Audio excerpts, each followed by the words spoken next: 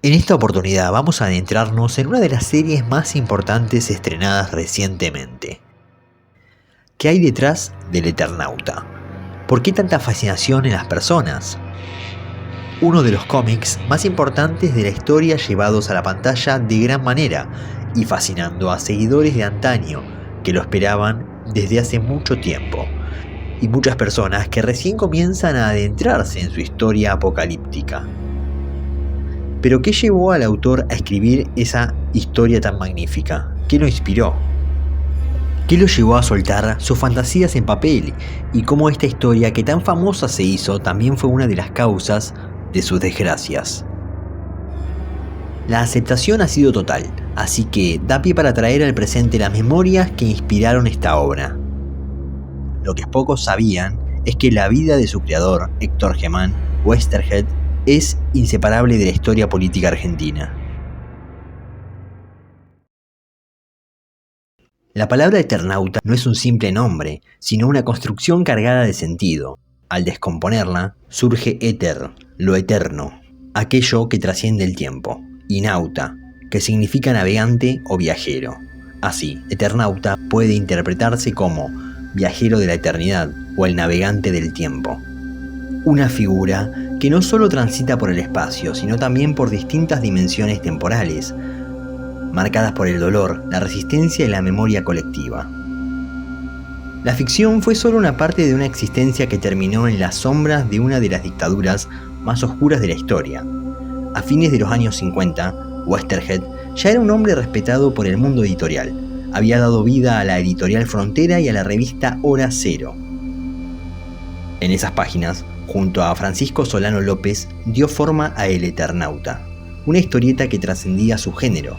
Lo que parecía ciencia ficción era una reflexión profunda sobre el poder y la resistencia. El éxito de la historieta fue inmediato, pero su autor no se quedó en lo artístico. Con el tiempo se acercó cada vez más al compromiso político. A comienzos de los años 70 se sumó a la agrupación guerrillera Montoneros y dejó la vida editorial. No fue el único de su familia. Sus 4 hijas, todas se sumaron a la agrupación guerrillera. Sin embargo, su pluma no descansó. Desde la clandestinidad volvió a escribir, reescribió incluso su obra más famosa. Con un punto de vista modernísimo, la historia de Oesterheld, dibujada en su primera fase en el año 1958 por un soberbio Francisco Solano López, narra una invasión extraterrestre que empieza cuando una misteriosa nieve letal, al contacto con la piel, aniquila a la mayor parte de los seres humanos. La ofensiva se incrementará con la aparición de los seres insectoides, los cascarudos, siervos de unas inteligencias superiores, que desatarán una mezcla de intriga y acción donde tendremos hasta paseos por dimensiones paralelas. Los cascarudos no son la última frontera de la invasión alienígena. El protagonista y un improvisado grupo de resistencia terrestre se enfrentarán a un inquietante alienígena que tiene numerosos dedos y que es solo el sirviente de uno de los alienígenas aún superiores y desconocidos. Podríamos decir que el autor intuye una presencia alienígena a la manera de Lovecraft. Las aventuras del Eternauta no acabarían ahí. Una década después, en el año 1970, y con Oesterheld radicalizado en su compromiso político, guionizaría una nueva versión de esta primera aventura, esta vez dibujada por Alberto Breccia. Cuenta esencialmente la misma historia, pero con explicaciones para la invasión muchísimo más politizadas. ¿Pero qué tiene el Eternauta para haberse convertido en un clásico absoluto del cómic argentino? Cuando Oesterheld no sabía cuál sería su destino, el primer Eternauta puede leerse como una versión local de la Guerra de los Mundos, pero con referencias a la política del momento. En el año 1955, Perón había sido expulsado del gobierno argentino en un golpe de Estado, liderado por militares. Esta primera versión de la historia es más humanista que política, y lanza un mensaje.